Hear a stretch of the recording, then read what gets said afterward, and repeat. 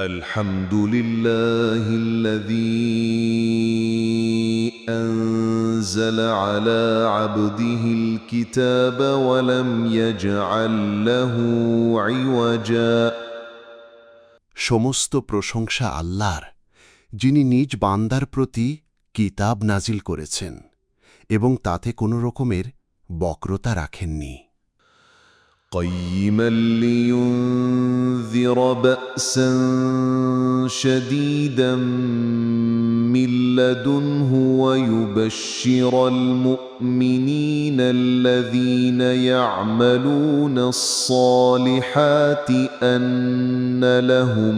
أجرا حسنا নাজিল করেছেন এক সরল সঠিক গ্রন্থরূপে,